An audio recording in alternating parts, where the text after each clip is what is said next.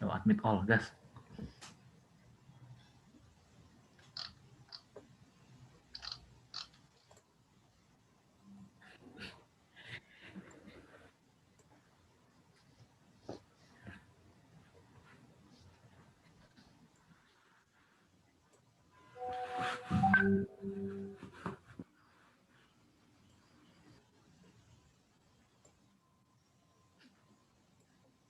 Wah, ada itu aja.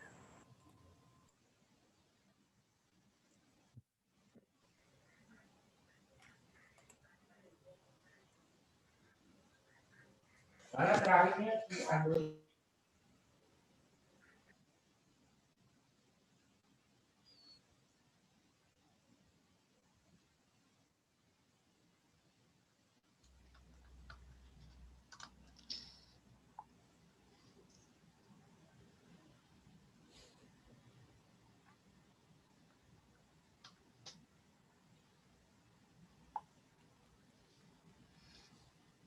Oke, terima kasih kawan-kawan semua yang sudah bergabung di Techspiring Talk hari ini.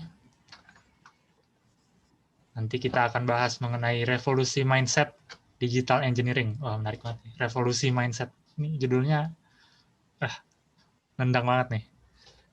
Nanti bakal bahas tentang kita sebagai user yang membuat simulasi, bagaimana mindset yang tepat untuk digunakan saat menyelenggarakan simulasi.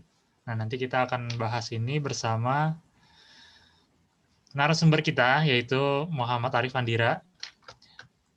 Beliau saat ini sebagai Research and Development Engineer dan CFD Developer di sisi IT Group Indonesia, dan juga pernah merasakan atmosfer dunia CFD di Airbus, Jerman.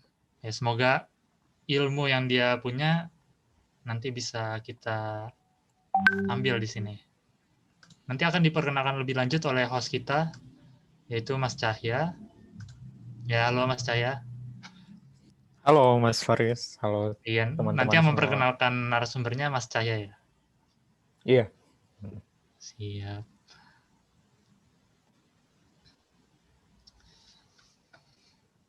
Oke, kalau gitu saya serahkan ke Mas Cahya ya, selaku hostnya. Oke. Ya, terima kasih Mas Faris. Nih, saya mau nyapa dulu nih ke teman-teman semua. Halo teman-teman, selamat malam semuanya, apa kabar?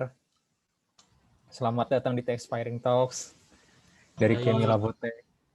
Iya. Wah, mantap. Ini ada beberapa nih yang nama-nama yang cukup familiar ya. Kayak Mas Kartika, Mas Hilman Gumelar, Mas Evan, kemarin ikutan lagi. Sekarang ikutan lagi ya, Mas? Oke. Iya, teman-teman. Jadi, sebenarnya mau nyapa dulu nih narasumber kita nih, Mas Arif Andira. Boleh dong open cam dulu sama open mic. Halo Mas Arif, selamat malam. Bentar, sambil nunggu Mas Arif dulu ya. Mungkin bisa dikasih tahu Mas Cahya rangkaian acara hari ini. Oke. Sambil menunggu Mas Arif. Iya, jadi teman-teman hari ini kita akan diskusi ringan lagi ya teman-teman ya tentang di dunia engineering. Ya di sini kita akan tadi seperti kata Mas Faris ya, kita akan coba nih diskusikan tentang revolusi mindset digital engineering ya, lanjutan dari talks minggu lalu. Kalau talks minggu lalu lebih ke transformasi pengembangan produknya, sekarang kita coba masuk nih ke penggunaan digital engineering-nya, yaitu di simulasinya nih. Nah, jadi kita santai aja diskusinya ya. Jadi kalau teman-teman pengen sambil makan, sambil minum, itu nggak masalah. Jadi santai aja, biar kita bisa belajar dengan santai juga. Dan malam ini kita akan mungkin rangkaian acaranya pembukaan singkat gitu. Kemudian nanti akan ada sesi khusus Mas Arif kayak ngasih suatu pengantar dan bercerita tentang pengalamannya juga. Habis itu sama seperti minggu lalu akan ada ya sesi tanya jawab sedikit ya, plus ada demonstrasi dari simulasi CFD. Insya Allah malam ini kita akan lihat juga. Dan nanti teman-teman diberi kesempatan untuk tanya jawab langsung dengan Mas Arief ya. Nah, seperti biasa di akhir itu dari Kemi Laboteh akan mengadakan kuis ya, berhadiah suatu voucher untuk mengikuti kelas online Kemi Laboteh berikutnya. Karena ini temanya akan CFD gitu ya, berarti nanti vouchernya juga voucher kelas CFD berikutnya gitu. Paling seperti itu teman-teman untuk malam ini ya. Sekali lagi terima kasih, selamat datang di Inspiring Talks Digital Engineering Series dari Kemi Laboteh. Nah ini mungkin nih bisa disapa sekali lagi ya Mas Arief ya. Halo Mas Arief. Halo, Assalamualaikum warahmatullahi wabarakatuh. Waalaikumsalam warahmatullahi wabarakatuh. Gimana kabarnya nih Mas? Halo semuanya. Ini kameranya harus setengah badan atau sampai leher aja ya? Soalnya pakai tablet ini kameranya. Laptopnya nggak ada webcamnya. Senyamannya aja Mas. Yang penting kita bisa ngelihat lah. Kita janjian nih Mas, bajunya warna sama-sama warna abu-abu nih.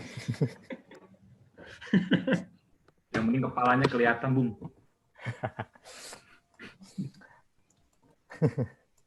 Oke lah. Kalau gitu kita mulai aja ya teman-teman ya.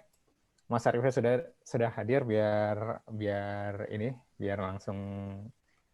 langsung bisa mendengarkan nih sharing dari Mas Arief ini. Nah teman-teman, sebelum kita mulai, kita nonton video dulu dari Kemi Laboteh.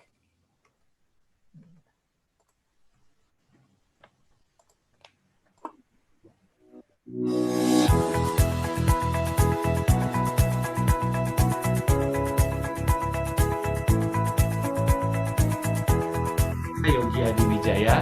Saya adalah seorang CAE Engineer dan CAE Trainer khususnya di bidang finite element analysis. Alasan saya melatih ilmu dan keahlian CAE adalah karena saya resah dengan kondisi saat ini, di mana lulusan CAE Engineer sangat jarang ditemukan di Indonesia selama 5 tahun terakhir. Apalagi industri 4.0 telah menuntut kita semua untuk bisa bersaing dengan lulusan engineering di seluruh dunia, serta agar dapat memajukan Indonesia dalam menghasilkan produk dan juga industri yang berbasis high technology. Maka dari itu, saya beserta beberapa sahabat saya menginisiasi lembaga CAE Training Profesional agar menghasilkan lulusan CAE yang berkualitas. So, let's join us!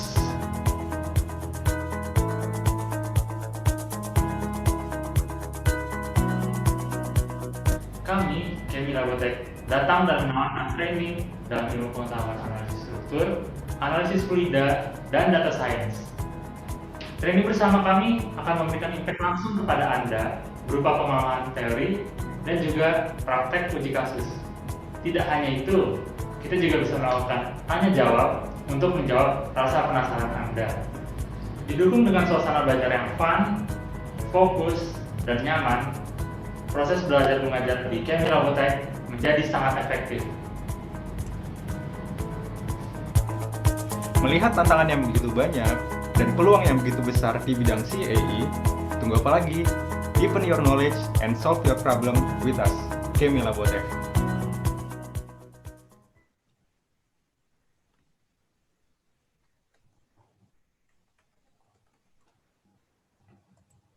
Iya, itu tadi teman-teman video dari Kemi Laboteh.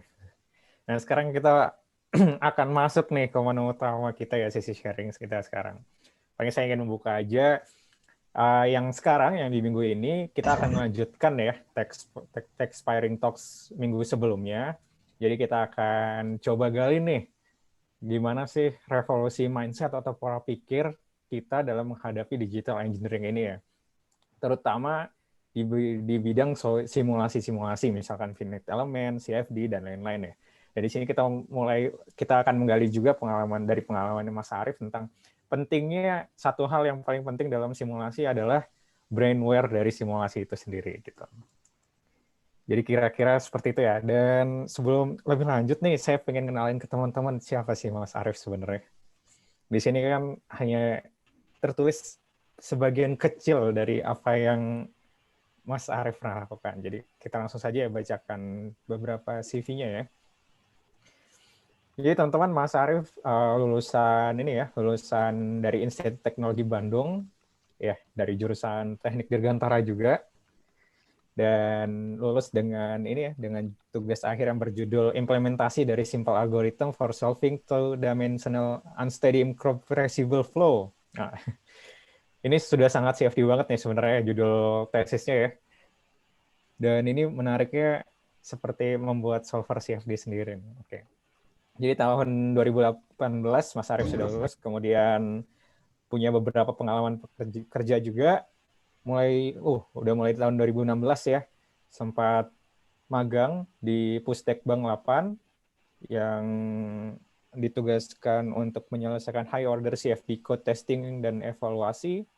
Kemudian di tahun 2017 sampai 2018 ya dapat pengalaman menarik nih. Menjadi intern di Airbus ya. Wah, mantap nih. Dengan tugasnya ya ini CFD dan wind tunnel test, data processing and analysis ya. Nah, nanti kita bisa tanya-tanya banyak hal juga nih tentang pengalaman beliau. Dan yang terakhir dari tahun 2018 sampai sekarang, Mas Arief menjadi Research and Development Engineer dan CFD Developer. Oke. Bakatnya sudah terlihat dari kuliah dulu ya, Mas. Di sisi IT Group Indonesia. Jadi mengembangkan CFD Soft, salah satu software CFD dari dalam negeri ya. Terus CFD Trainer juga, mengerjakan industrial projects juga, dan collaborative research. Wah, menarik sekali. Terus project-project yang pernah dikerjakan sama Mas Arief, melihat selain dari ini ya jurusan penerbangan, ternyata Mas Arief juga berani untuk ngambil beberapa project di luar disiplin ilmunya ya. Di sini ada design and analysis of economizer hopper. Wah, di sini banyak juga dari ini ya, perusahaan energi ya, bidang energi ya, PLN juga.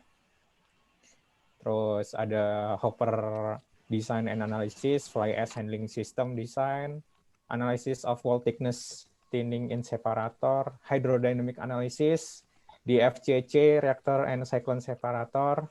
Oh, menarik nih. Ini sepertinya saya tahu ini. Oke.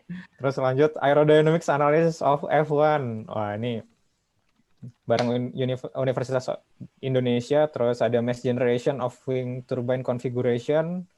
Untuk rotating flow CFD simulation. Oh, ini teman-teman kalau misalkan lagi punya tugas akhir ini atau sedang mengerjakan proyek terkait, bisa banget nih sama Mas Arief ya. Terus ada CFD analysis dari thermal dispersion sama CFD analysis sea water intake di PLTU Timor. Benar juga. Oke, ternyata meskipun jurusannya teknik penerbangan, baik juga nih mengambil alih jurusan teknik mesin kayak ini. Menarik. Kemudian ada research dan development-nya, kombinasi dari 1D dan 3D, CFD method for system-based simulation, ya, terus analytic dan computational study of the Quanda MAV. Apa ini MAV, Mas? Micro Aerial Vehicle. Mantap. Lift Generation Performance. Wah, keren nih. Terus development dari CFD software. Oh, ini nanti bisa juga Mas di sharing-sharing ya Mas ya.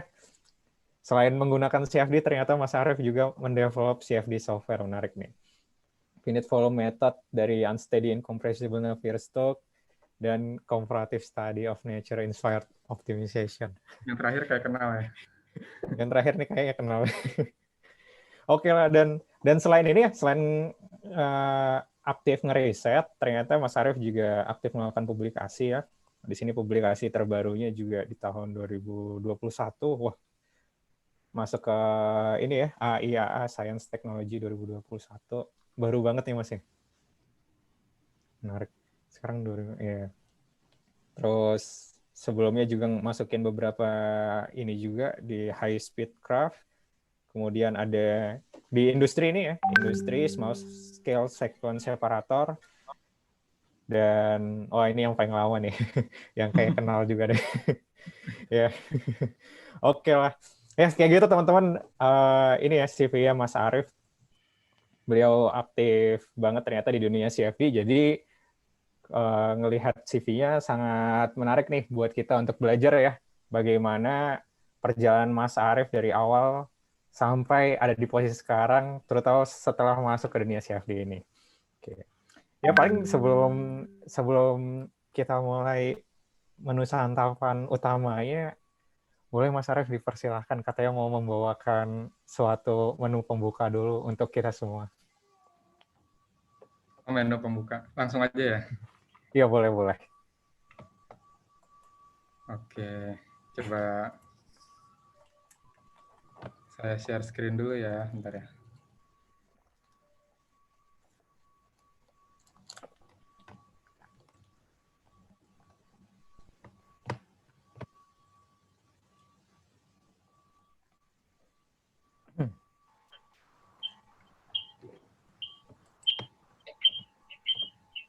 Nah, udah kelihatan?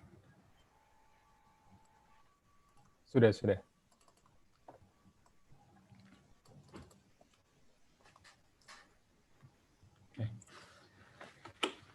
Bismillahirrahmanirrahim. Assalamualaikum warahmatullahi wabarakatuh. Waalaikumsalam warahmatullahi wabarakatuh. Selamat malam teman-teman semuanya. Teman-teman dari Kemi Labotek dan juga teman-teman dari komunitas CAE. Jadi perkenalkan, nama saya Muhammad Arif Andira, atau bisa dipanggil juga Arif, bisa dipanggil Arif. Nah, pertama-tama saya juga pengen mengucapkan terima kasih banyak nih kepada teman-teman Kemi Labotek yang udah memberikan kesempatan dan kepercayaan ya mungkin ya untuk bisa sharing-sharing dari yang saya punya, walaupun masih sangat sedikit banget sebenarnya dan masih sangat butuh banyak belajar gitu. Nah, jadi topik yang ingin dibawakan jadi ternyata saya dikasih tahu juga nih teman-teman dari Kemi Labotek nih lagi menjalankan suatu misi ini ya, lagi menjalankan suatu misi apa namanya Mas Cahya? Pengabdian masyarakat atau apa ya namanya? Jadi semacam community project. Community project, jadi semacam mengadakan webinar-webinar gratis semacam ini yang tujuannya ingin sharing-sharing kepada komunitas dari apa yang dimiliki oleh narasumber.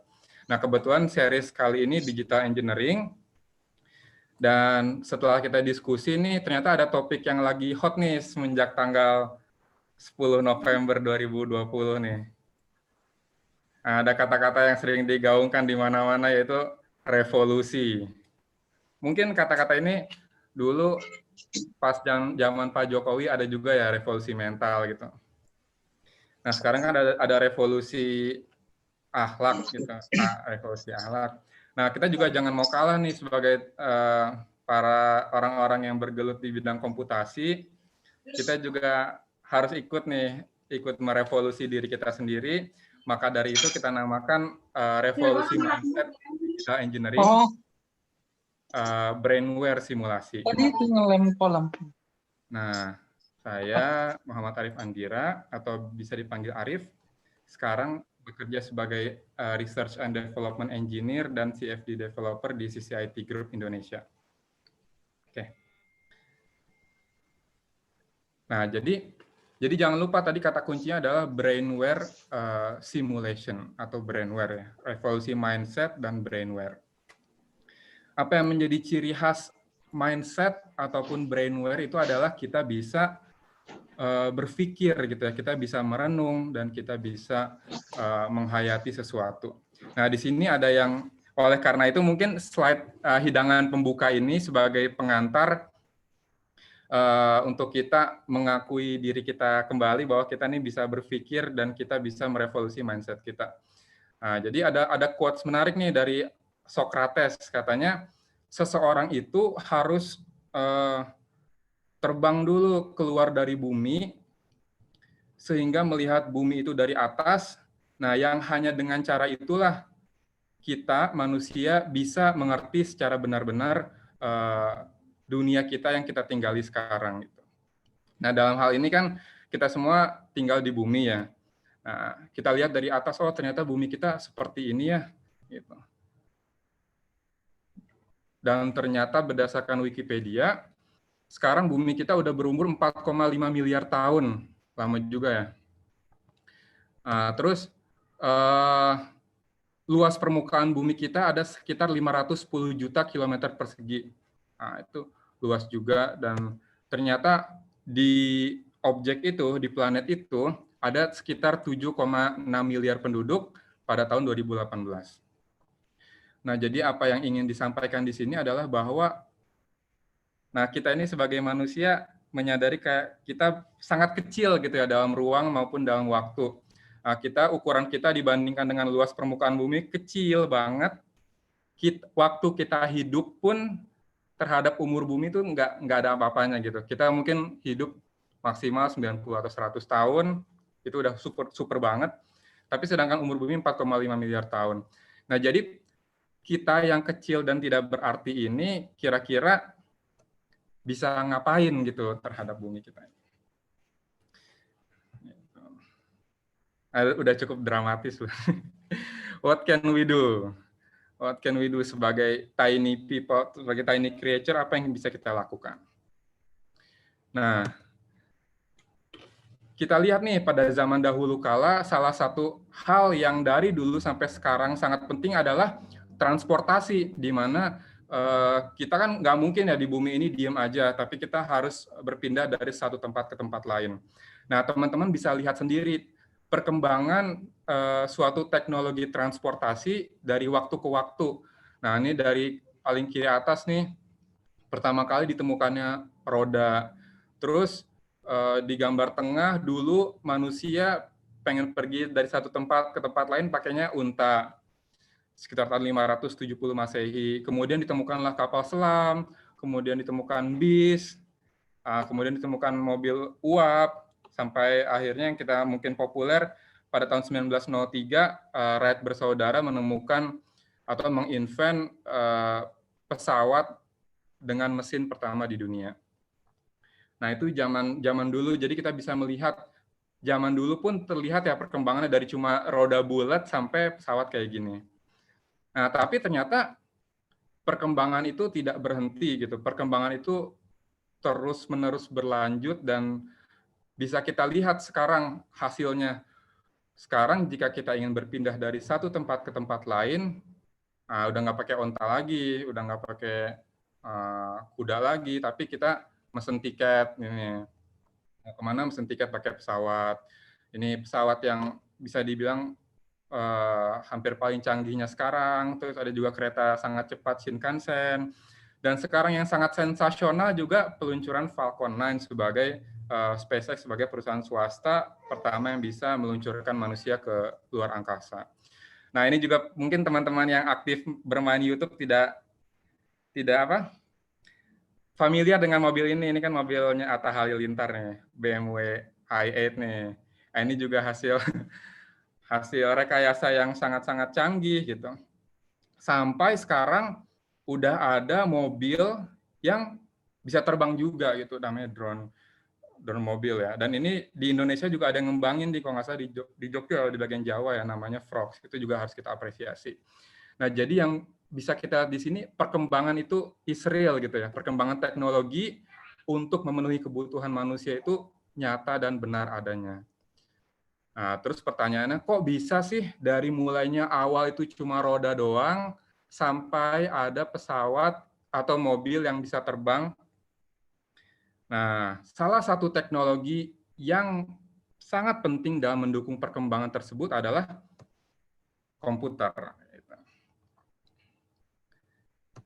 Nah, ini tahun 2002-an nih, mungkin kita, teman-teman pasti sangat familiar ya, dulu main pinball ya. Tinggal mencet start, aksesoris, games, terus ada pinballnya di sini. Nah, itu kita ingat mungkin sekitar tahun 2002-an kita masih main pinball pakai komputer. Nah, meanwhile, sementara itu, di tahun yang sama, ada seseorang yang sedang mempersiapkan sesuatu yang besar pakai komputer juga, gitu. Yaitu Elon Musk. Jadi yang kita lihat sekarang ternyata sudah dipersiapkan oleh Elon Musk dari tahun 2002 pakai komputer, gitu. Menggunakan komputer untuk mendesain dan menganalisis roketnya.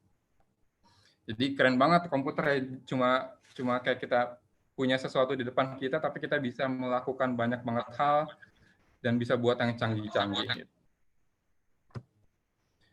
Nah, lebih spesifik lagi, teknologi komputer ini memungkinkan yang namanya simulasi. Mungkin kita semua sudah kenal ya yang namanya simulasi. Nah, ini simulasi yang terbaru nih, yang saya tahu, NASA itu sedang melakukan peluncuran 6 orang laki-laki dan perempuan ke planet Mars untuk ngecek ada nggak kira-kira kemungkinan hidup di situ. Nah, jadi di slide pertama tadi kita nih ngomonginnya bumi, ternyata orang-orang di sana udah ngomonginnya Mars. Nah, yang menarik di sini, coba nanti teman-teman bisa nonton videonya dulu ya. Suaranya kedengeran nggak? NASA is working to send. Kedengeran, Mas? Kedengeran. NASA is working to send humans to Mars. 6 men and women will travel for 10 months, and when they near the planet, they will transfer to a lander, which is 16 meters in diameter and approximately the size of a 2-story house. Because of the size of the lander and the thin atmosphere, they cannot use parachutes to slow their descent. They must use what is called retropropulsion to rapidly decelerate from 12,000 miles per hour to 0 in less than 7 minutes. Nah, ini jadi mereka nanti kan akan landing di Mars di suatu landasan gitu yang sekitar 16 meter ukurannya. Nah, kemudian mereka harus bisa dari kecepatan yang sangat cepat, sekitar 12.000 miles per hour, itu bisa teman-teman cek sendiri di Google, 12.000 mph tuh kilometer per hour atau meter per second, itu saya sendiri nggak percaya emang bisa ya ada objek bergerak dengan kecepatan segitu gitu. Itu cepet banget gitu.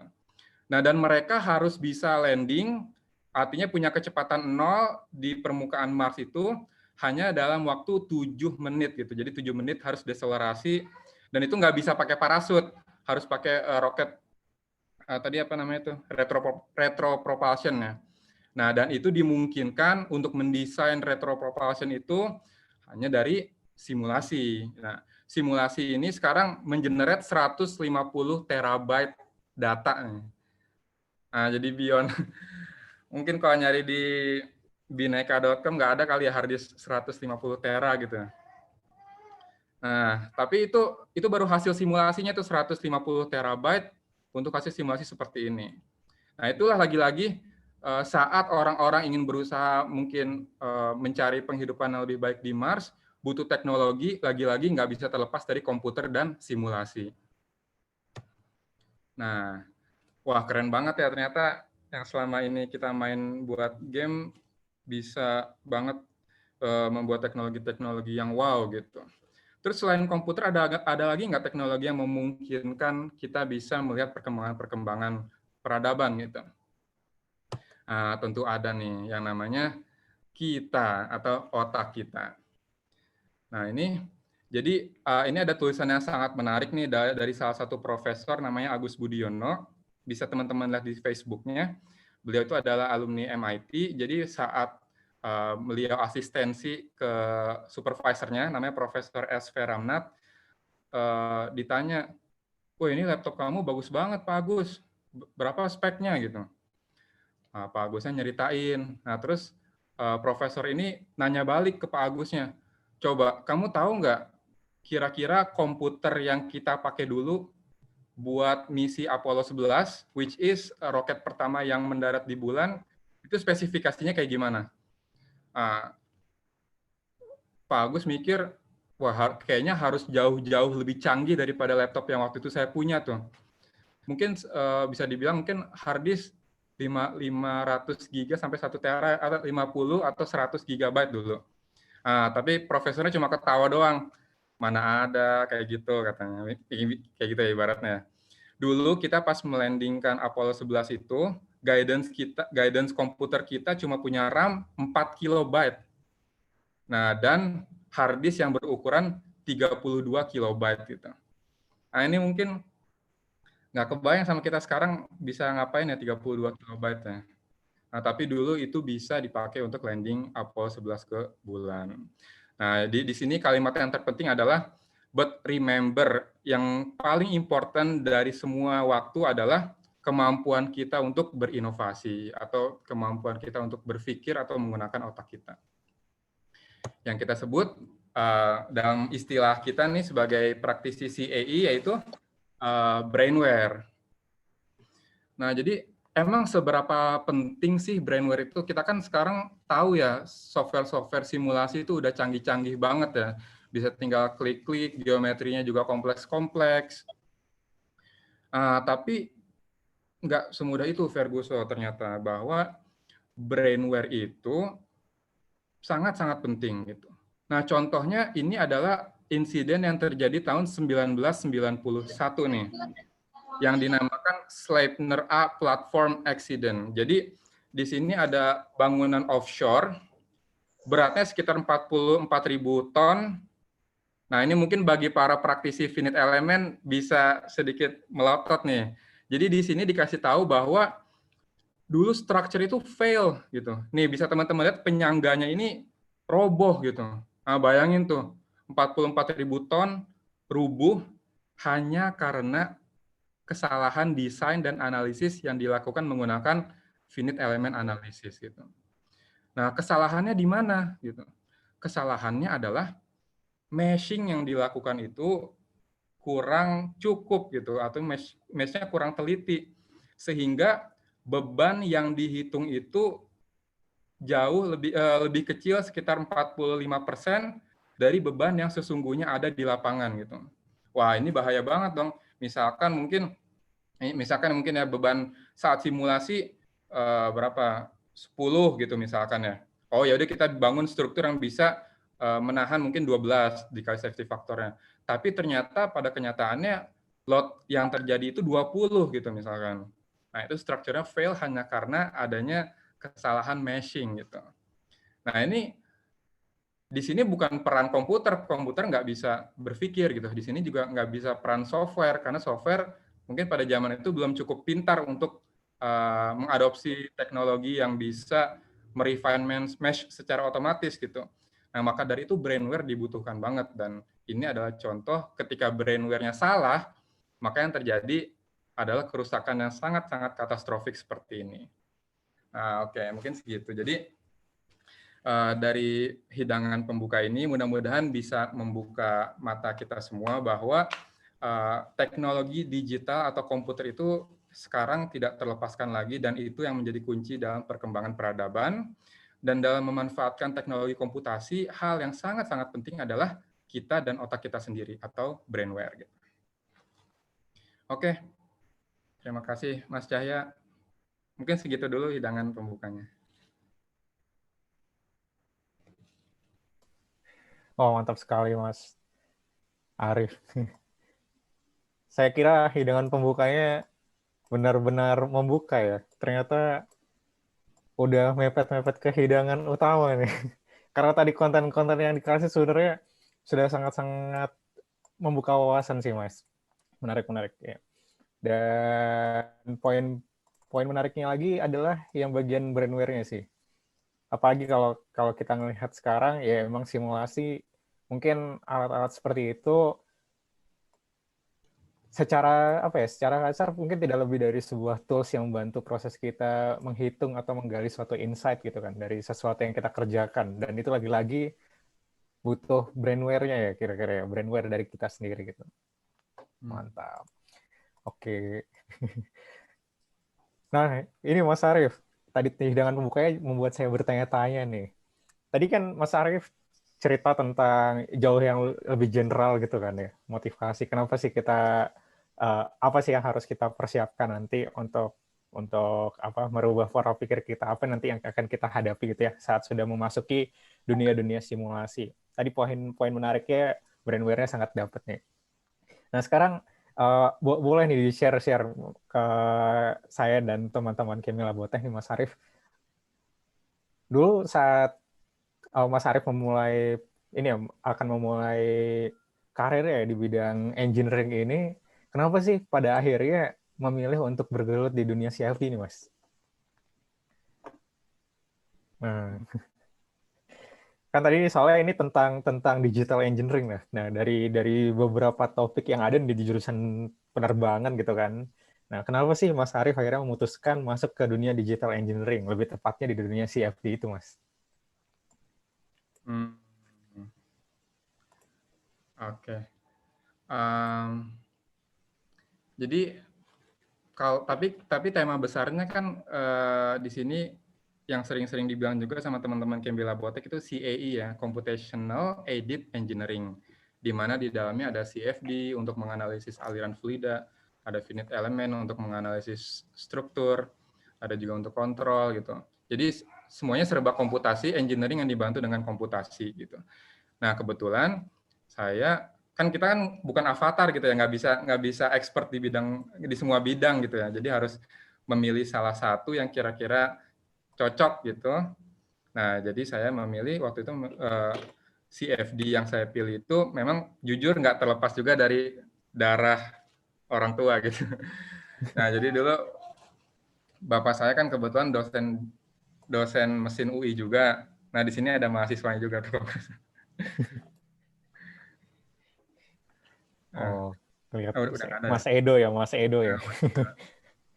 Nah itu emang berarti dari dulu juga udah ngelihat dulu gimana ada warna-warna di dalam komputer, walaupun dulu cuma lewat aja gitu ngeliat ada warna-warna apa sih itu lewat aja gitu. Nah tapi makin kelamaan kuliah di engineering semester 4 lebih tepatnya itu ada kesempatan untuk ikut workshop CFD yang cukup unik tuh Mas Yaya di Yogyakarta, di Universitas Atmajaya Yogyakarta. Jadi itu menurut saya workshop yang sangat langka sampai sekarang, di mana ada dosen yang semacam gini juga, Pengmas 2 hari, workshop coding CFD dengan MATLAB gitu. Nah jadi workshop coding CFD tuh dikasih tahu dari mulai persamaannya, walaupun dulu ikut-ikut aja masih semester 4, saya juga dulu matematikanya BC, jadi ngeliat persamaan dulu masih pusing juga tuh. Tapi dikasih tahu ini semua fenomena alam ini itu bisa dimodelkan atau dibahasakan dengan matematis gitu ya. Dan untuk kita bisa mengerti fenomena alam itu, kita solve persamaan matematika itu dengan beberapa metode numerik. Pertama misalkan finite difference, finite element, finite volume, discontinuous Galerkin, segala macam gitu. Nah, cuma waktu itu bertahan setengah hari doang sih. Cuma bisa ngikutin sampai kenapa ya CFD itu keren, kayak yang masih yang teoritis yang kayak hidangan-hidangan pembukanya udah masuk teknis persamaan dan coding segala macam, udah nggak bisa ngikutin lagi dulu gitu. Tapi dari situlah mulai suka gitu ya, dan tertarik juga sama fluidanya gitu. Menurut saya fluida itu adalah sesuatu yang unik dan keren gitu ya, dimana sifatnya non-linear gitu ya. Artinya kita niup sesuatu, kita niup udara nih, udaranya nggak bisa balik lagi gitu, udaranya akan terus aja ngalir gitu kan. Mungkin berbeda sama struktur, kalau kita struktur dorong dikit, ketika dia masih dalam batas elastisnya bisa balik lagi. Nah tapi kalau fluida tuh ngalir terus dan aplikasinya juga banyak gitu. Tapi di sini nggak mesti bahwa fluida lebih baik dari struktur, nggak. Di sini ada bidangnya masing-masing, dan kebetulan saya sukanya fluida, terus juga suka komputasi. Jadilah semenjak itu ya mulai belajar bidang fluida tahun 2015 itu ya. Terus juga abis itu ikut kuliah S1 CFD. Nah, terus juga karena saking semangatnya dulu sampai ikut kuliah S2 CFD juga tuh 2 kali gitu. Ada CFD 1, CFD 2, itu semuanya mata kuliah S2. Nah, diikutin juga dulu tuh. Wah, dihabisin ya Mas ya. Nah, buat memperbaiki nilai-nilainya dulu. Menarik. Berarti emang udah darahnya kali ya Mas ya? Mungkin ya, cuma CFD ini. Tapi tadi ada poin menarik sih. Dulu Mas Arif nganggap di awalnya kan, ini sebatas warna-warni hasil yang ditampilkan di komputer gitu. Dan ternyata semakin belajar muncul pengetahuan baru kalau ini tuh diambil dari menyelesaikan suatu persamaan matematis gitu ya Mas ya. Nah, tapi nanti begitu masuk ke selepas kuliah nih, waktu Mas Arif terjun ke dunia yang aslinya, ya misalnya kayak intern di Pustek Bank atau di di Airbus atau yang sekarang di sisi IT ini, Mas Arief melihat nggak ternyata ilmu yang Mas Arief pelajarin CFD-nya itu penting gitu, ilmu simulasinya itu penting atau enggak sih sebenarnya? Dan apakah Mas Arief ada apa ya, ada perubahan pola pikir gitu dalam nge-solve suatu masalah waktu Mas Arief dulu di kuliah dan setelah terjun kayak gini? Gitu. Ini Boleh nggak pertanyaannya, di-share ke kita ya? apakah ada revolusi mindset nih saat dari kuliah menuju pasca kuliah gitu ya? Nah, bener nih. Karena kalau saya ngerasain sih juga kadang agak beda gitu ya apa yang kita kerjain di kuliah gitu dan waktu kita dikasih real problemnya gitu. Jadi kalau saya pribadi dulu kehidupan di luar kampusnya seputar CFD memang dimulai dari intern atau kerja praktek ya kita nyebutnya ya dulu, kerja praktek di LAPAN, Lembaga Penerbangan dan Antariksa Nasional, di Pustekbangnya, Pusat Teknologi Penerbangan, lebih spesifik lagi di bidang CFD-nya. Terus juga alhamdulillah setelah tugas akhir selesai dapat kesempatan untuk jadi, kita nyebutnya kalau di Jerman tuh praktikum gitu. Bukan magang praktikum, tapi kalau di sini magang gitu. Praktikum atau magang di Airbus Bremen itu juga ngerjain sesuatu yang relate dengan CFD dan wind tunnel. Nah setelah lulus juga di sisi IT ngerjain seputar CFD juga gitu.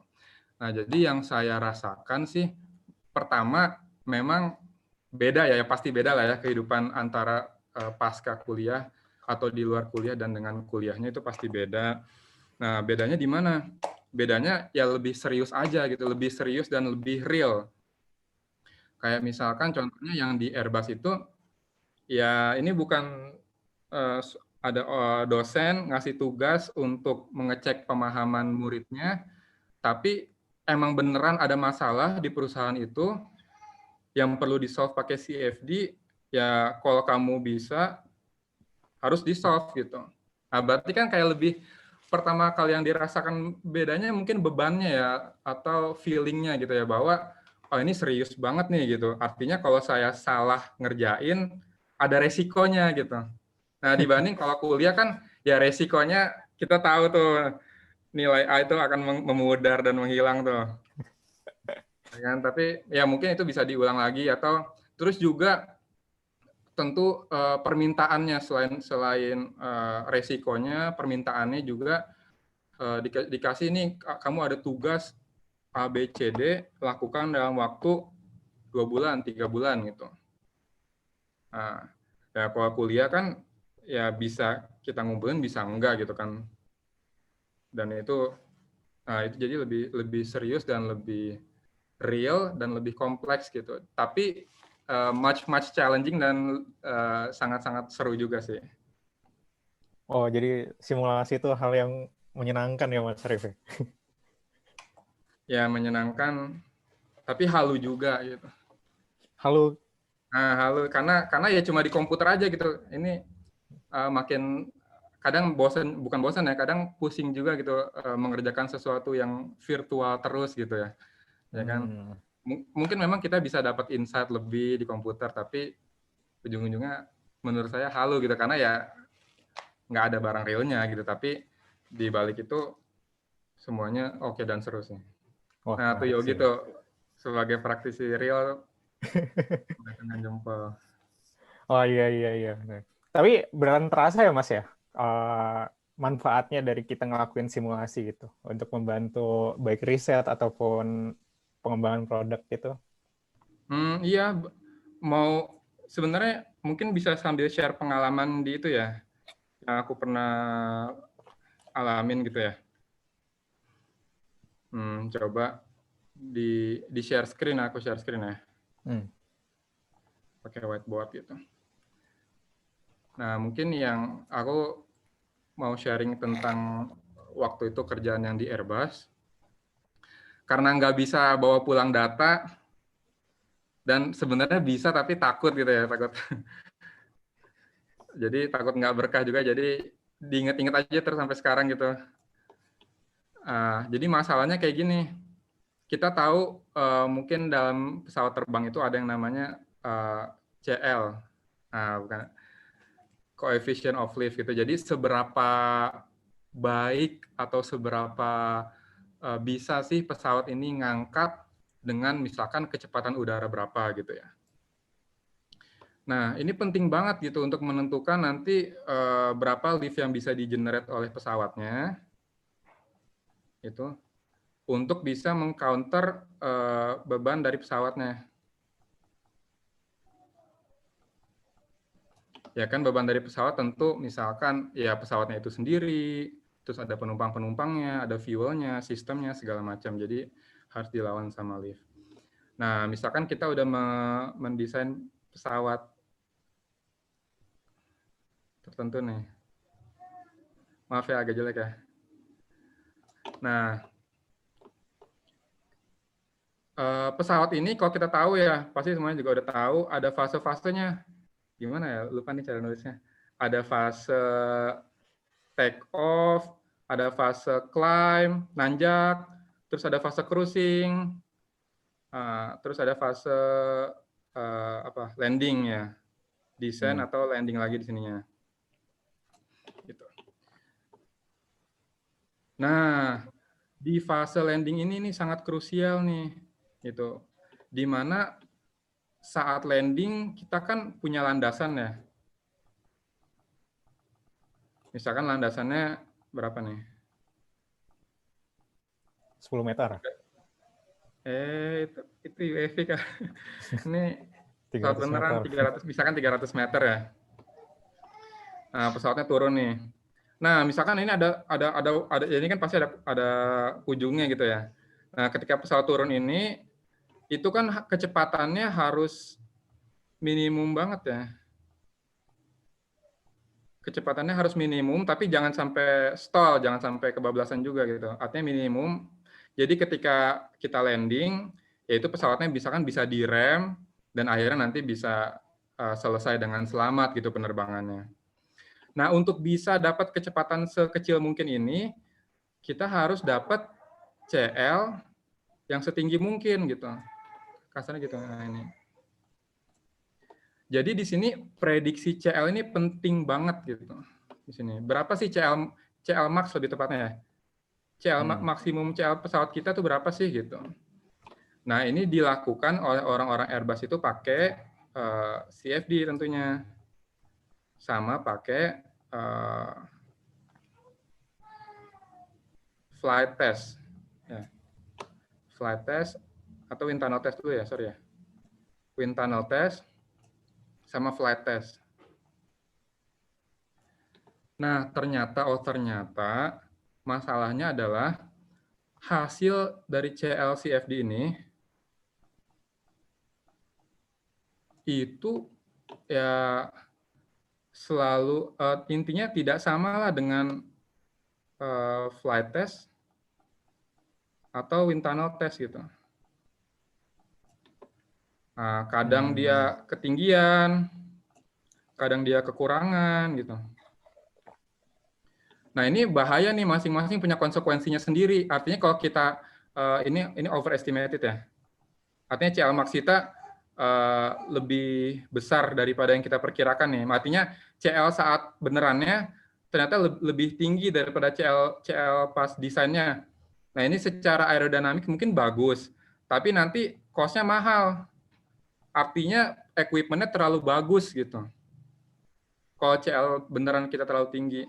Nah, sebaliknya kalau CL beneran kita lebih rendah dibandingkan dengan CFD, itu artinya underestimated, artinya bahaya.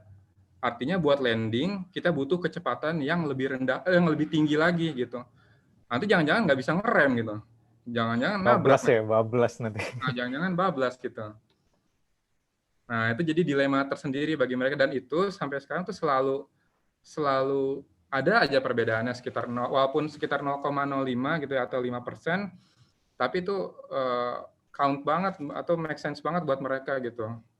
Nah, tugas saya kemarin menginvestigasi gitu kira-kira alasannya kenapa sih si CFD ini selalu lebih rendah atau kadang-kadang lebih tinggi daripada hasil benerannya gitu.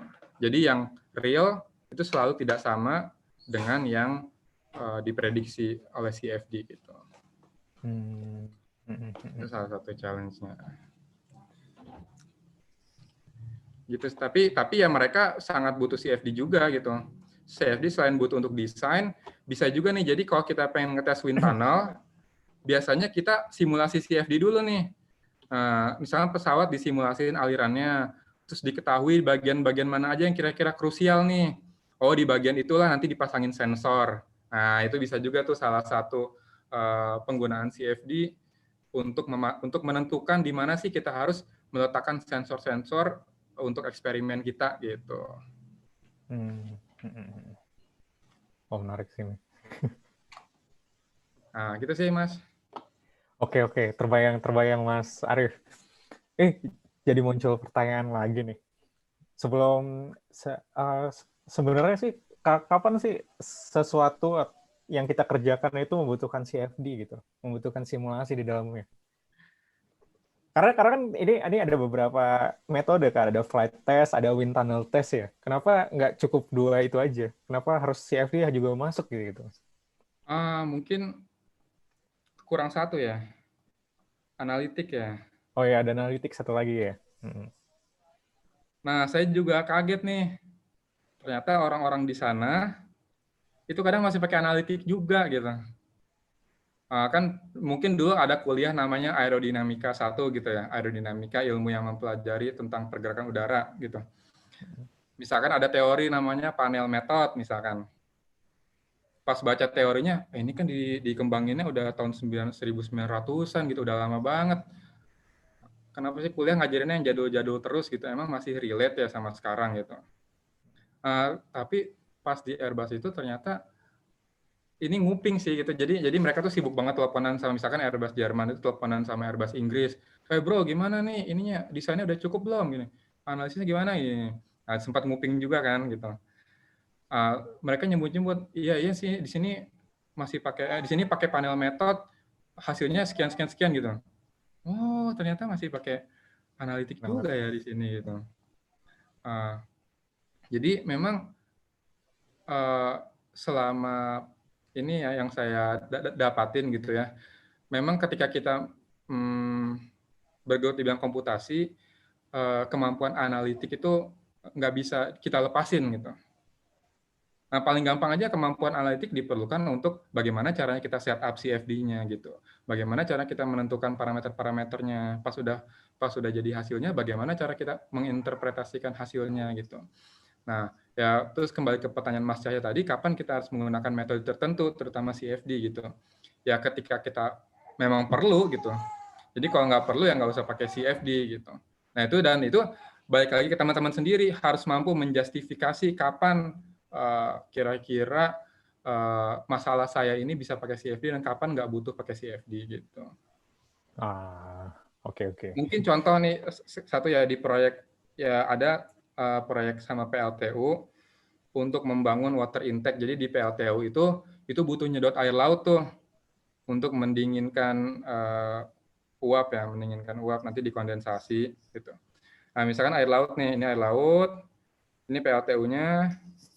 Nah, dipasang namanya sea water intake, itu pipa panjang gitu ya.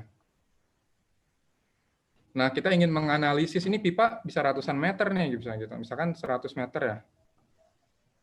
Atau lebih malah, 200 meter misalkan. Nah, ini jadi belok lurus 200 meter terus belok lagi ke pembangkitnya gitu. Ini nyedot air laut terus nih. Nah, terus pengen diketahui nih, kira-kira berapa nih spesifikasi pompa yang kita perlukan buat bisa nyedot air laut yang cukup gitu ya. Nah, itu pakai misalkan itu dikasih project nih ke suatu konsultan atau kita nentuin pakai pressure drop gitu ya, berapa kerugian energi antara inlet sama outlet. Nah, itu nanti jadi setara dengan berapa tenaga kompresor yang kita butuhkan, tenaga kompresor yang kita butuhkan gitu. Nah, terus bayangin, emang geometri di sini kompleks sih Mas gitu. Geometri di sini kompleks nih, misalnya kompleksnya di sini. Di sini juga kompleks, tapi di sini lurus dan 200 meter gitu. Nah, gimana caranya ini kita mencari kerugian energi dari mulai pojok kiri sampai pojok kanan banget. Nah, kita misalkan bertindak sebagai CFD engineer. Oke, CFD engineer, siap, buka software gitu langsung. Nah, tapi pas simulasi, aduh ini bikin geometri 200 meter. Ini mesh-nya mau berapa gitu kan? Mau berapa banyak mesh-nya gitu.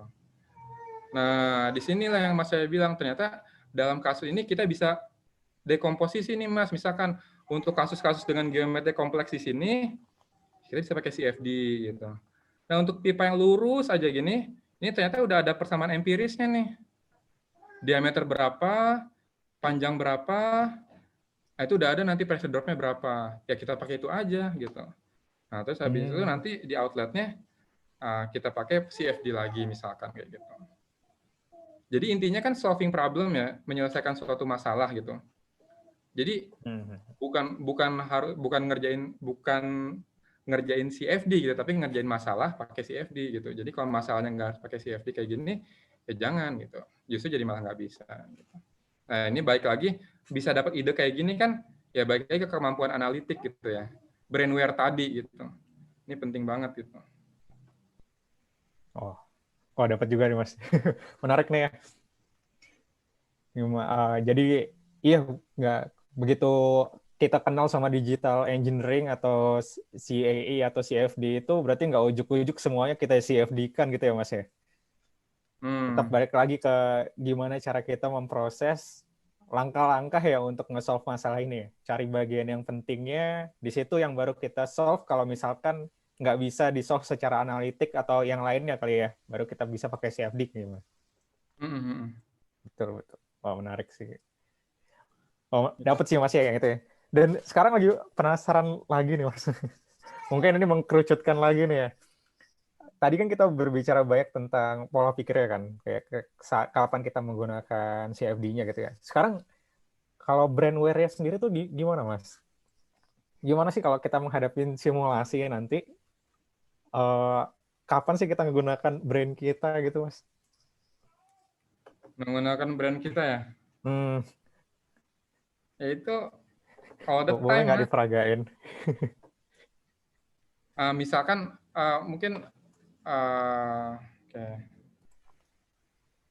Coba saya sambil share screen kali ya biar lebih enak ya.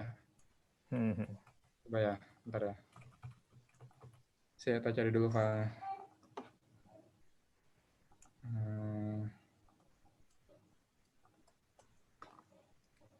Biar kita terbayang nih.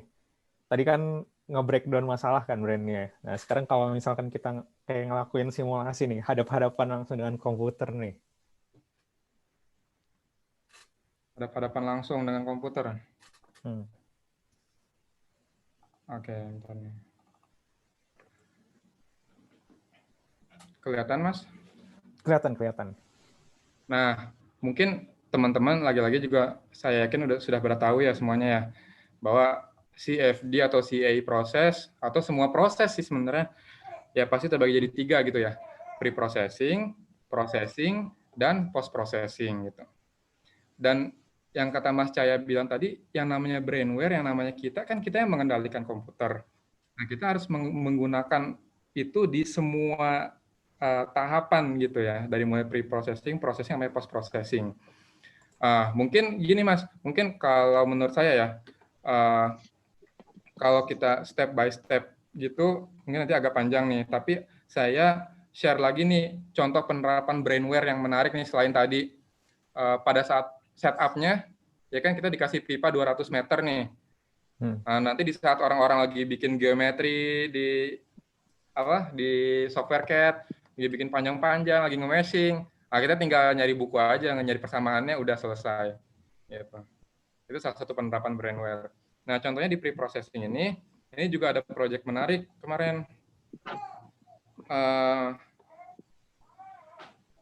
Mana ya?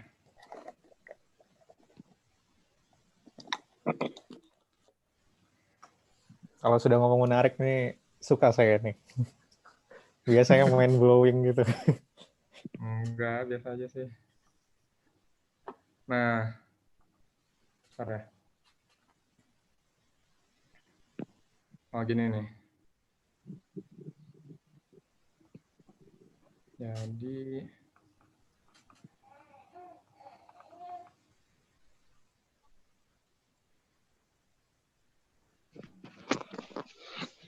Nah, mungkin gini nih.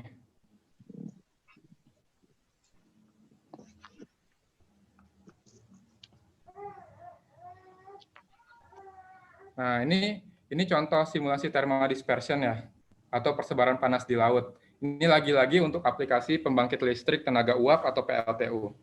Nah, jadi si PLTU ini akan membuang air panas ke laut nih, gitu kan. Kan hasil dari PLTU misalkan ada air panas gitu ya. Itu harus dibuang ke laut. Nah, tapi di saat yang bersamaan, si PLTU pun harus menarik kembali air dingin dari laut gitu. Nah, jadi di sini kelihatan nggak mouse-nya? Kelihatan ya? Kelihatan, Di sini outletnya nih, ibaratnya dari PLTU-nya ini mengeluarkan air panas, tapi di titik yang putih ini, kalau teman-teman lihat, di titik itu kita nyedot air dingin gitu. Nah, masalahnya, wah jangan-jangan nanti temperatur panasnya bisa balik ke air dingin nih, jadi kita nyedotnya air panas lagi gitu. Itu harus dianalisis kira-kira lokasi intake kita di sini, itu udah aman belum ya untuk terhindar dari resirkulasi panas dari outlet ini gitu. Nah, kemarin ada kliennya itu sebenarnya sebelumnya udah melakukan simulasi gitu. Tapi simulasinya memberikan hasil, wah Mas kok ini saya temperaturnya tinggi terus ya gitu ya. Misalkan awalnya temperatur ambiennya 30 derajat Celcius nih. Tapi ketika udah kena outlet di sini jadi 37,3. Artinya naik 7 derajat misalkan. Dan itu nggak bisa diterima gitu. PLTU itu naik 1 derajat aja itu bisa rugi ratusan juta sampai miliaran gitu. Ini gimana 7 gitu. Nah, terus minta solusinya ke kita gitu. Ini gimana nih solusinya? Ini juga sebenarnya saya dapetin dari mentor saya gitu ya, bukan pikiran sendiri gitu ya. Jadi cuma sharing pengalaman. Oh iya gimana ya ini ya? Jadi dari hasil CFD dulu bersama konsultan lain itu kenaikannya 7 derajat. Terus coba outlet ini apa kita geser lagi ke kanan ya biar semakin aman ya. Ternyata enggak juga. Apa di sini pasang pembendung di sini ya? Oh ternyata enggak juga, masih 7 juga gitu. Oh ternyata setelah kita lagi-lagi brainware in action ya, lagi-lagi pas brainware beraksi menganalisis oke sebenarnya bagaimana sih setup simulasi dari vendor yang sebelumnya. Nah, ternyata diketahui bahwa model yang digunakan untuk menganalisis thermal dispersion ini adalah model 2 dimensi gitu. Sedangkan kita tahu kan teman-teman bahwa ya laut itu kan 3 dimensi, ya kan? Ada ketinggiannya. Dan dari brainware, dari kemampuan analitik, itu kita bisa mengetahui bahwa kalau ada ketinggian kayak gitu, itu persebaran temperatur bisa nggak akan sesignifikan ini gitu, karena ini kan 2 dimensi nih, jadi nggak ada persebaran ke arah bawah ataupun ke arah atas, langsung ke kanan atau ke kiri, otomatis bisa sangat panas.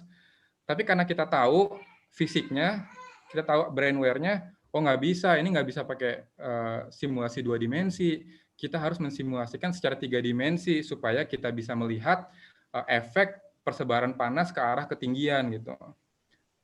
Dan kita confidence kalau biasanya dengan kayak gitu aman kok gitu. Dan ternyata dibuktikan kayak gini. Nah, ini aman nih ketika ini kan efek 3 dimensi nih ketika kita melihat ini sedotannya di sini ya. Ketika kita melihat ada variasi temperatur di sini, kelihatan kan temperatur yang panas itu yang di atas, tapi semakin ke bawah temperatur semakin dingin dan intake-nya pun ada di arah hijau ini. Dan setelah kita simulasikan dengan 3 dimensi, oh ternyata peningkatannya cuma 1 atau 2 derajat gitu. Oh aman ternyata gitu. Nah itu lagi-lagi jebakan Batman banget nggak sih itu teknologi CFD gitu kan. Di satu sisi si konsultan udah melakukan simulasi CFD dan memberikan hasil. Dan ini kembali ke pertanyaan Mas Cah yang di awal. Ini hasil real loh gitu. Ini hasil yang akan dijadikan sebagai bahan pengambilan keputusan gitu. Tapi kalau hasil yang dikasih salah, bukan salah desain PLTU-nya, mungkin PLTU-nya jaraknya udah benar, tapi salah ngitungnya gitu. Itu bisa bahaya banget gitu. Nah, itu lagi-lagi pentingnya brainware di situ. Untuk memformulasikan masalah, terus troubleshooting kira-kira masalahnya di mana dan solusinya apa, itu pasti pakai brainware. Berarti di tiap 3 tahap tadi, pre-processing, processing, bahkan post-processing yang seperti ini, selalu dibutuhkan brainware itu ya Mas ya? Betul banget. Ini Ini juga saya dulu sempat dimarahin. Ini dulu ini temperatur, kalau teman-teman tahu, saya simulasi pertama birunya di atas gitu. Jadi temperatur yang dingin itu di atas, temperatur yang panas di bawah. Nah, kalau kita tahu kan kita masak air, temperatur yang tinggi kan naik kan ke atas permukaan, temperatur yang dingin adanya di bawah gitu. Nah, tapi waktu itu mungkin brainware-nya masih aba-aba banget gitu, tapi dimarahin sama mentor, oh ini kok temperaturnya yang tinggi malah di bawah gitu. Oh iya juga ya. Oh iya, saya lupa masukin efek buoyansinya gitu. Jadi efek ngapungnya itu yang panas kan bakal ngapung kan gitu. Oh iya juga ya. Oke, setelah dimasukin efek buoyansi, oh benar ternyata temperatur yang panas ngapung ke atas, temperatur yang dingin stay di bawah gitu. Oh, menarik. Ini pakai software apa, Mas? Nyelesainnya, Mas? Nah, ini pakai software CFD Soft nih. Wah, mantap. Nggak bisa kita ngelihat sneak peek-nya nih, Mas. Sneak peek-nya ya? Mas Cahaya. Sorry, ada yang bertanya di kolom chat. Oh iya, dari ada yang bertanya. Mas Jatmiko Erlambang. Oke. Oh iya, kalau gitu sekalian aja teman-teman ya. Tadi menarik banget diskusi ya bareng Mas Arief ya. Sudah bisa kita lihat juga pola pikir yang berbeda harus kita coba tanamin ya, harus kita adaptasikan saat menggunakan digital engineering ini. Jadi nggak langsung pakai aja, tapi tetap menekankan brainware-nya atau diri kita sendiri ya sebelum nge-solve masalah menggunakan tools tersebut. Ini buat teman-teman yang ingin bertanya, nggak apa-apa, silahkan teman-teman bisa kolom chat atau kalau mau bertanya langsung bisa raise hand aja. Mungkin sambil nunggu, ini dari Mas Jatmiko nih ya, Mas Jatmiko Erlambang. Mau nanya langsung, Mas? Atau mau dibacain aja? Oke, saya bacain aja kali ya. Ini untuk tes thermal dispersion itu mengasumsikan kontur kedalaman permukaan laut gimana ya? Oh, mungkin menarik nih pertanyaannya, sangat engineering nih. Gimana Mas Arief? Oh iya. Terima kasih Mas Jatmiko Erlambang. Jadi kalau kita untuk menentukan kontur kedalaman permukaan dasar lautnya itu pakai data batimetri. Jadi ketika klien itu ingin membangun PLTU kan pasti survei di laut dulu ya. Ada orang-orang yang stay di laut selama sebulan tuh untuk ngecek bagaimana pola anginnya, bagaimana pola arusnya, dan juga ngukur kedalaman-kedalaman atau permukaan dasar air laut, dan itu jadi data batimetri. Jadi kita dapat ketinggiannya berapa, dan itu nanti kita buat geometric CAD-nya. Jadi itu given dari data batimetrinya, dan itu harusnya given kok. Oke. Mantap, gimana Mas Jatmiko ingin menanggapi ya? Oke. Dari Mas Jatmiko sudah oke. Next nih ke Mas Jaka Arya. Silakan Mas. Halo. Ya, kedengeran ya? Kedengeran. Jak. Halo, Mas Arief, udah lama nggak ketemu. Halo, Jak. Iya. Ini aja sih mau nanya, ini sebenarnya topiknya menarik banget sih tentang digital engineering, terutama brainware ya, di mana emang kita sebagai manusia yang punya otak ya harusnya punya kendali gitu. Karena pada dasarnya kan komputer juga manusia sendiri yang buat kan. Cuman ada yang menarik di sini, kalau saya lihat semakin maju teknologinya dengan kapasitas yang makin besar gitu, kan udah mulai ada nih artificial intelligence dengan sumbernya big data gitu ya, di mana ya nantinya karena kalau saya lihat brainware ini cenderung ke ini sih, lebih kayak kita punya pengalaman, kita bisa lihat langsung gitu. Ya, jadi kita bisa mengolah itu, dengan kata lain, komputer itu tidak punya data yang kita miliki. Nah, semakin teknologi maju kan sensor bisa dipasang di mana-mana, terus kapasitas juga semakin naik gitu, dan teknologi AI juga semakin baik gitu.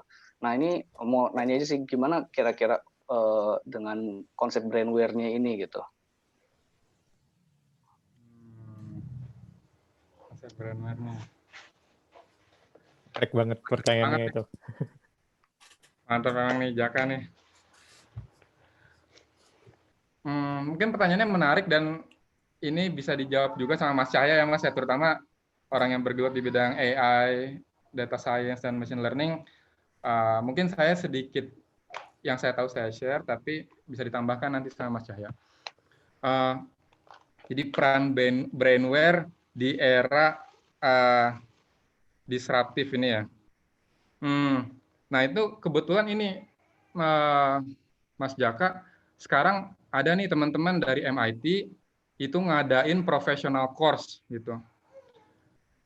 Namanya itu percis banget course-nya, namanya Modeling, Simulation, and Machine Learning in the Age of Artificial Intelligence gitu. Jadi gimana caranya sekarang kita pakai CAE, pakai CFD, finite element, tapi di-combine dengan zaman now yang udah zamannya data gitu. Nah, tapi tapi itu harganya mahal banget tuh, 30 jutaan. Pengen ikut jadi nggak bisa gitu yang. Jadi kan ada mungkin bisa dipakai nikah gitu ya, 30 jutaan tuh. Kan ada dari kantor. Nah, itu mungkin teman-teman bisa tuh mengajukan ke kantor. Itu nanti di Januari 2021 ada lagi kalau nggak salah Februari ya. Tapi itu kita bisa download white paper-nya. Dan di situ MIT bilang the age of artificial intelligence ini memang akan sangat membantu CAE, tapi tidak semua kasus akan bisa diselesaikan dengan AI gitu. Nah itu ada statement nih, saya kemudian downloadnya di tab ya itunya white paper-nya. Tapi intinya gitu sih Jack. Jadi yang saya tahu, oke, AI akan sangat membantu, tapi prediksi kita sekarang itu belum bisa mereplace 100% pekerjaan manual dari brainware gitu. Artinya ada kasus-kasus yang masih sangat sulit ketika harus di-tackle dengan AI gitu. Nah, tapi AI beneran berprogres dalam CAE gitu. Contohnya yang tadi dibilangin di mesh generation di awal tuh finite element, bagi para big fans of finite element, ternyata ada kasus menyedihkan tahun 1991 karena salah meshing, underestimated shear stress-nya jadinya roboh gitu. Nah, tapi sekarang para researcher udah mendevelop dengan AI bagaimana caranya mengembangkan teknologi mesh yang bisa adaptif secara otomatis gitu. Jadi artinya kita ngasih initial mesh di awal nih, jebret gitu. Nah, nanti dengan algoritmanya itu dia tahu bagian-bagian mana aja yang krusial dan dia harus refine sendiri gitu. Nah, itu pakai AI juga.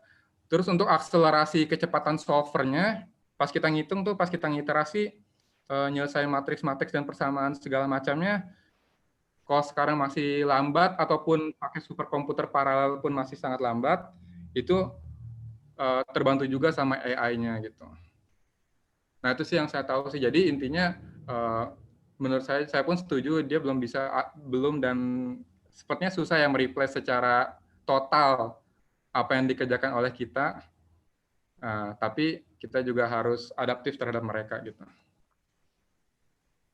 Ya, oke. Ya, menarik sih emang bahasan ini ya, karena nantinya pada suatu saat ini jadi diskusi.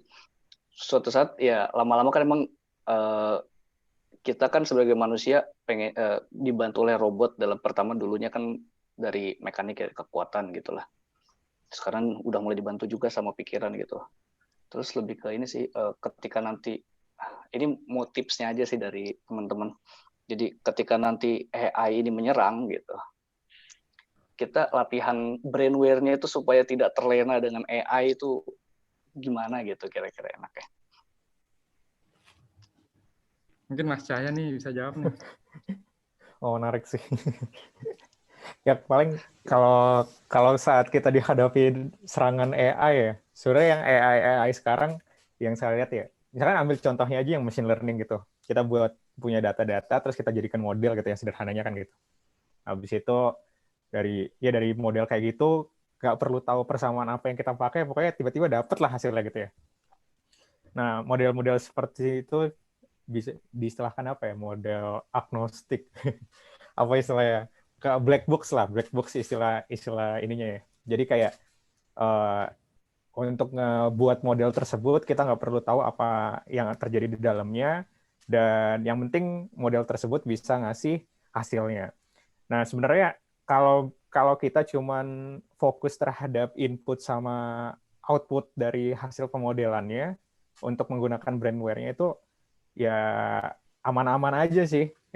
Cuman akan beda hasilnya kayak oke, sebentar lagi AI mungkin akan ikut langsung gitu ya ke proses-proses seperti ini gitu. Tapi balik lagi AI-nya kan ya sebuah alat yang bisa belajar tapi perlu juga untuk diajarin kan kasus-kasus baru dan lain-lain gitu ya.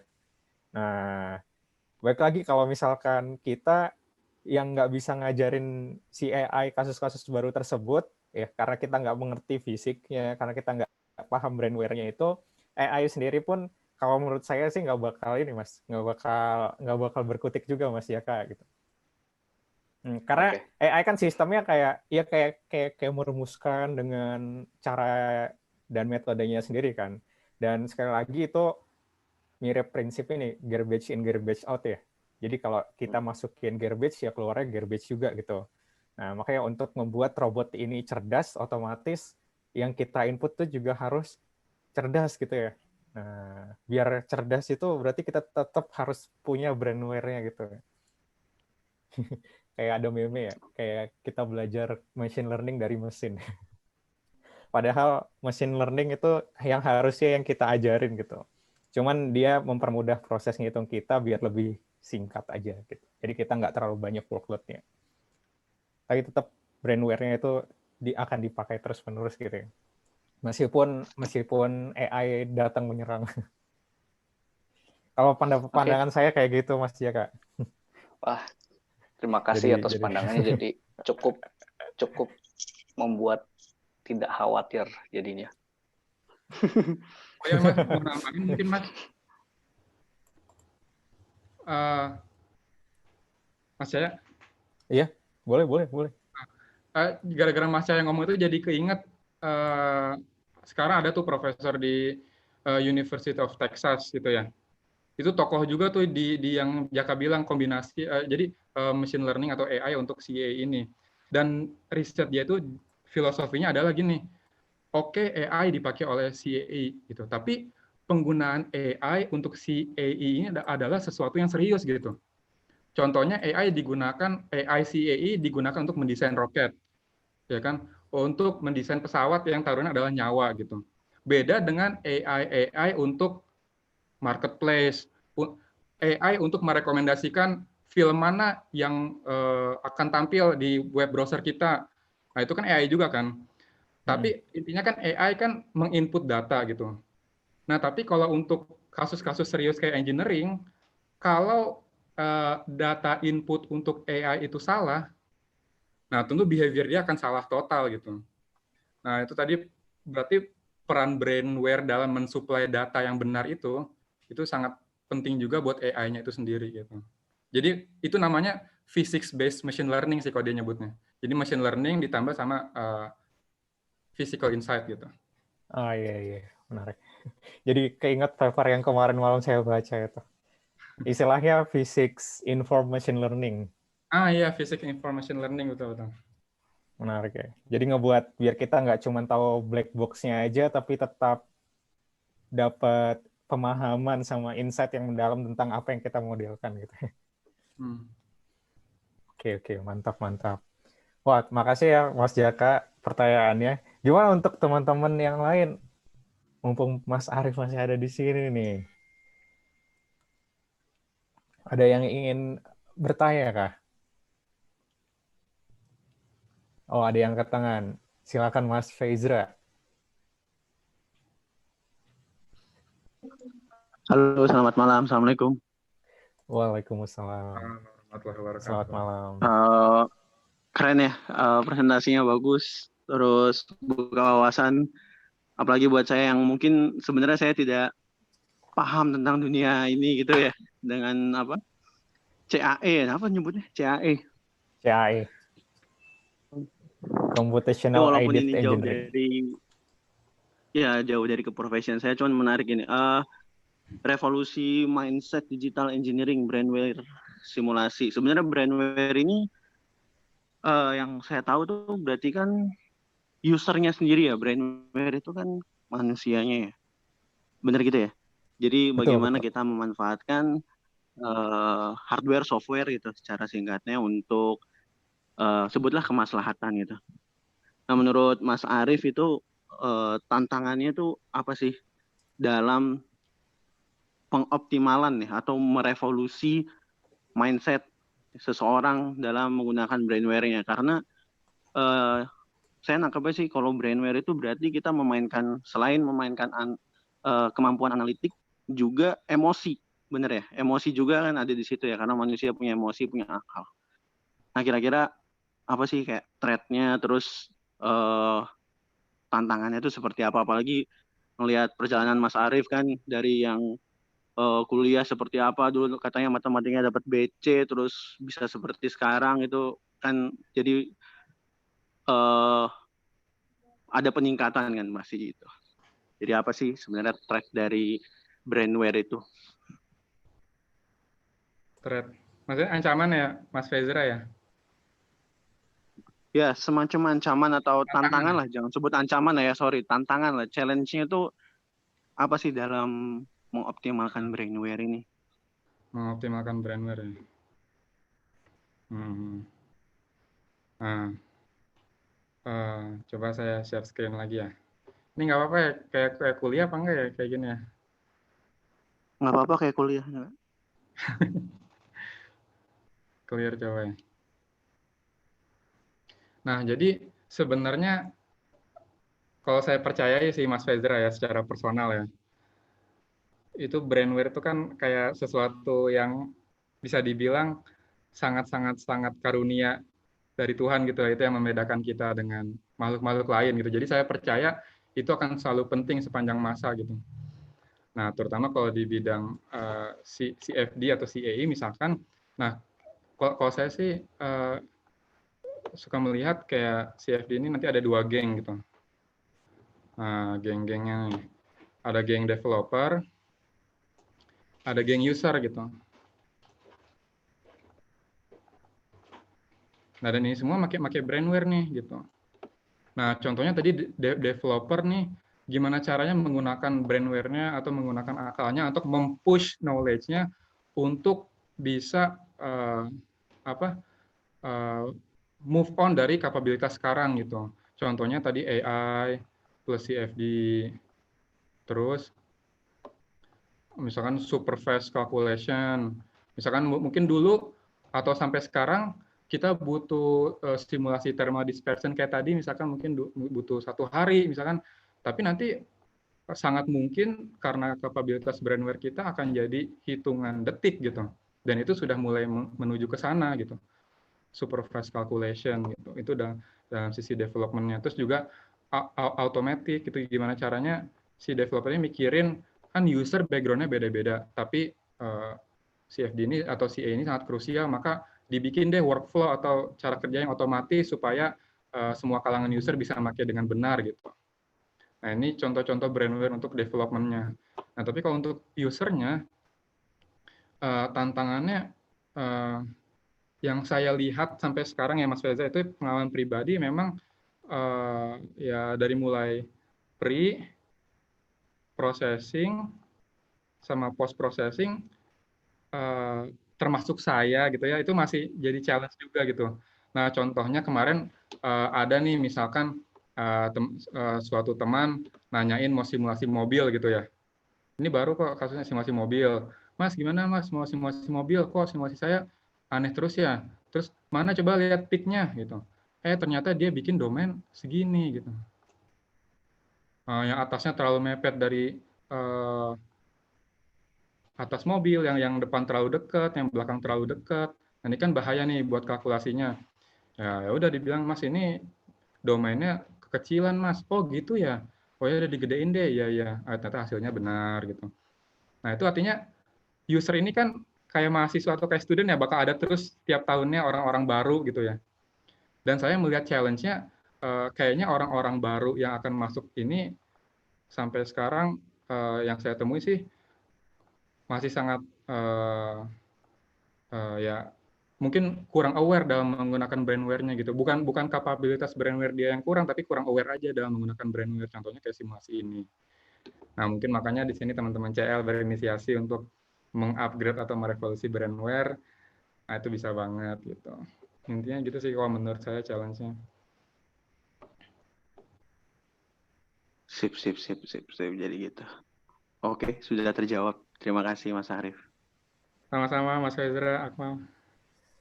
Wah, mantap Sama-sama, Mas Mas. Fezra. Kayaknya nih bawa ingin merevolusi juga. Oke lah teman-teman. Mungkin ya diskusinya sangat menarik, tapi mungkin kita punya keterbatasan waktu juga nih teman-teman. Jadi ini mungkin saya buka satu pertanyaan terakhir ya untuk Mas Arif. Silakan teman-teman kalau ada yang ingin bertanya ke Mas Arif ya. Tadi seputar bisa banyak banget kan yang bisa kita gali lagi sebenarnya dari Mas Arif. Mulai dari cara pandang dan brandware-nya, terus simulasi CFD-nya juga gitu. Silakan teman-teman jika ada yang ingin bertanya.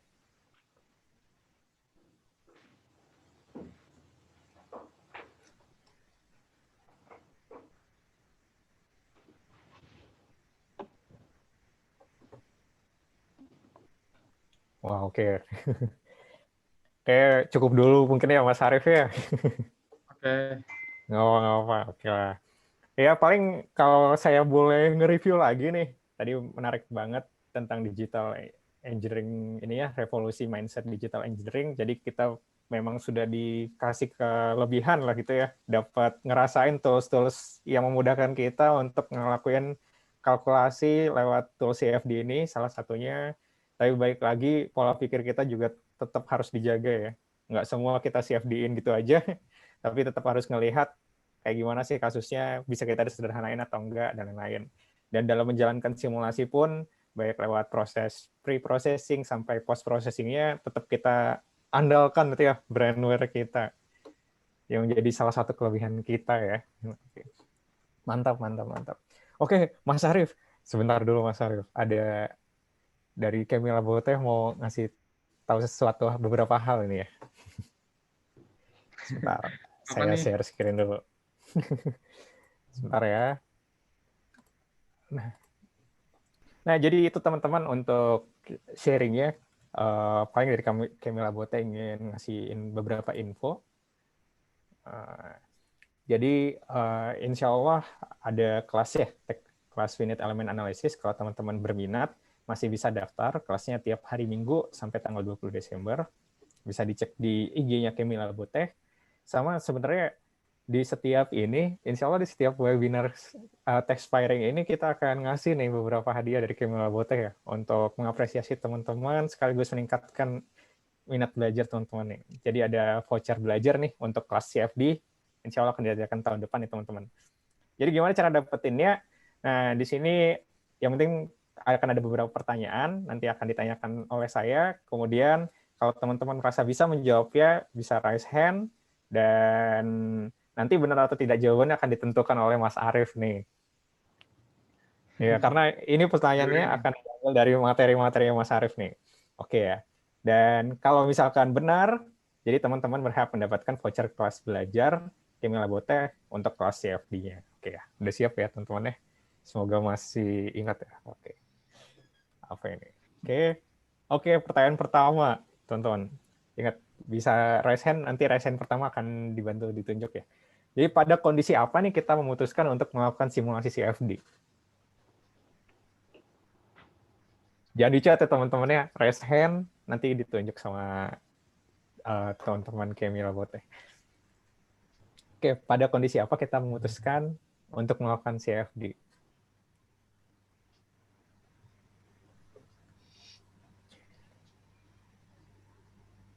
Ini kalau nggak ada yang jawab, nanti pertanyaan hangus, teman-teman. Sayang banget nih, voucher kelasnya hangus nih. Ini berarti gratis banget gitu, Mas, kelasnya, Mas? Ada bintangnya, Mas. Nggak kelihatan ya bintangnya. Kecil banget di sini.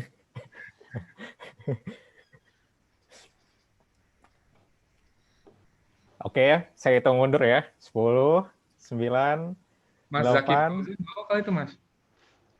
Oh ya? raise hand kah, Mas Zaki? Mas Zaki ingin menjawab? Mas Zaki Fauzan?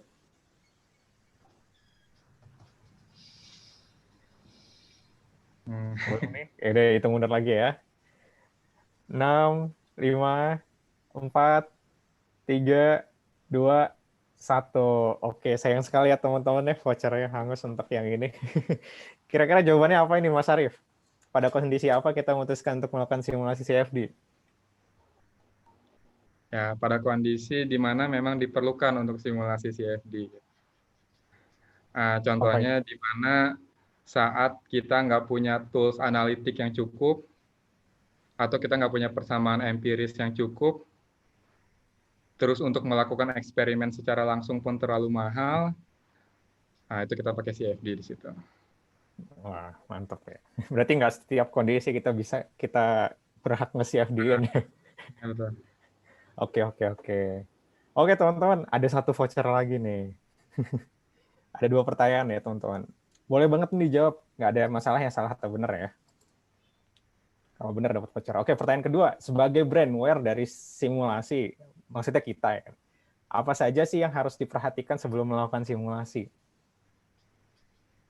Nah, ini tadi saya ingat banget nih, udah dijelasin dengan ilustrasi menarik nih sama Mas Arief nih. Boleh teman-teman yang merasa tahu jawabannya silahkan raise hand.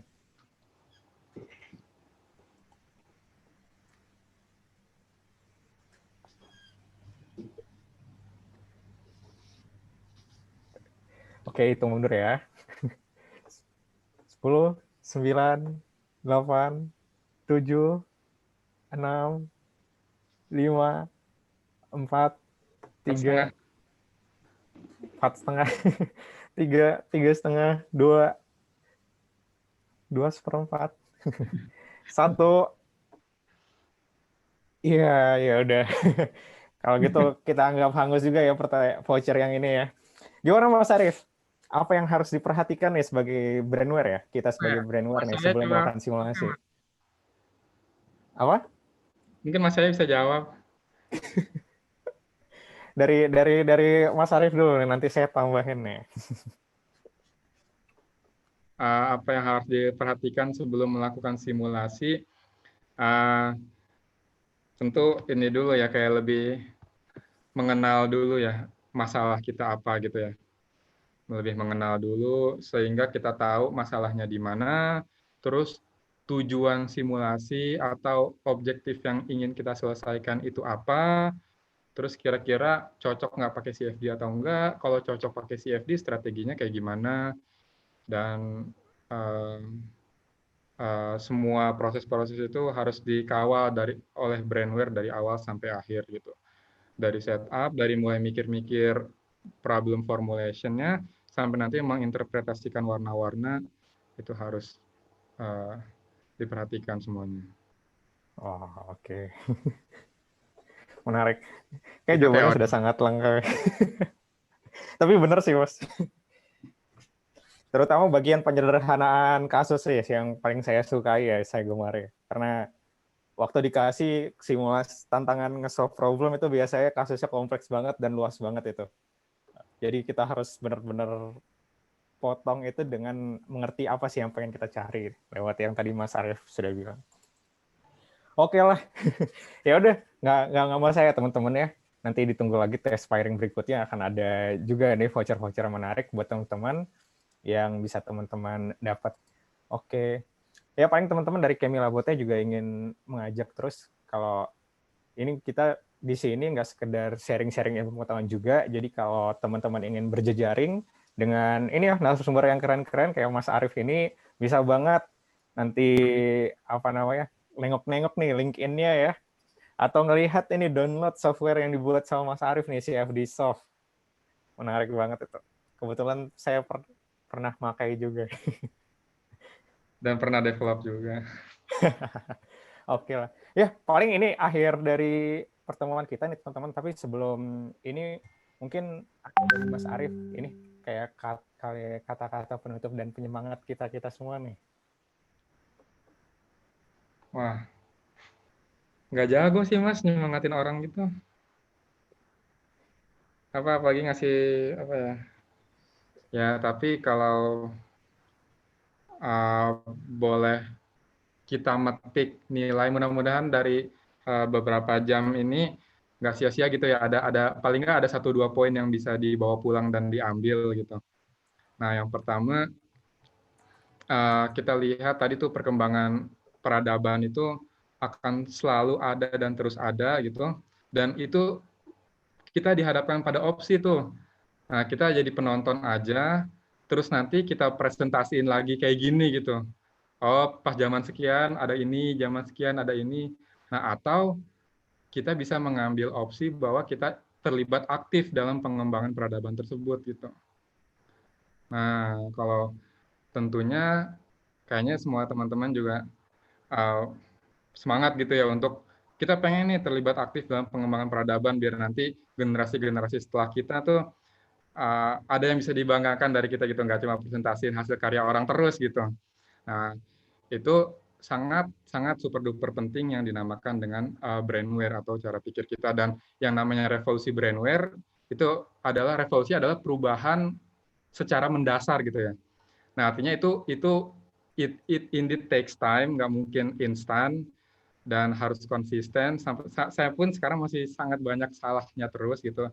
Tapi mari kita keep mindset bahwa revolusi mindset atau cara berpikir kita atau smarter everyday kita harus terus kita lakukan gitu di bidang apapun gitu.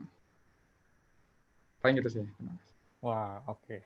Terima kasih banyak ya Mas Arief untuk sharing-sharingnya sama kalimat penyemangatnya terakhir. Mendengarkan celotehan-celotehan ini. Terima kasih banyak. Oke, mungkin ini udah di penghujung acara, bisa saya kembalikan ke Mas Haris ya. Terima kasih teman-teman. Terima kasih Mas Cahya dan juga narasumber kita yang terhormat, yaitu Mas Arief Andira. Sebelum mengakhiri, kita buka kamera dulu lah ya. Terus kita foto bersama, kenang-kenangan nih, pernah kumpul bareng, diskusi bareng. Oke, silakan yang mudah-mudahan sih semuanya bisa buka kamera, tapi kalau enggak apa-apa. Ini share screen-nya dimatikan dulu. Oke, saya tunggu beberapa saat lah untuk kita buka kamera, siap-siap.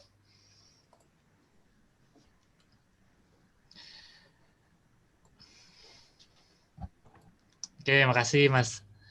Ini dari Mas Irzan nih. Irzan. Kartika. Tadi Mas Fikri Hakim juga. Halo Mas Fikri Hakim. Yang lain-lain boleh lah.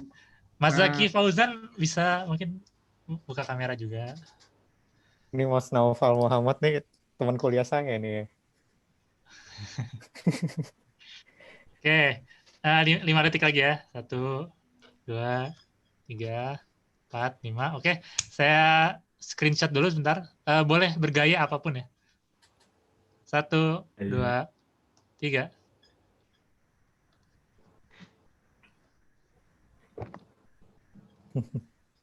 Oke, makasih Mas saya udah selesai. Oke, paling itu aja teman-teman Techspiring Talks kita malam ini. Jadi terima kasih udah menyempatkan diri untuk hadir ya. Terima kasih juga Mas Arief udah mau sharing-sharing ke teman-teman Kemila Boteh. Nah, paling itu aja. Jangan lupa insya Allah minggu depan juga akan ada nih Techspiring Talks berikutnya, bahas tentang kontrol dan sistem engineering ya. Oke, paling itu aja teman-teman. Terima kasih semuanya. Selamat malam. Assalamualaikum warahmatullahi wabarakatuh. Waalaikumsalam. Waalaikumsalam.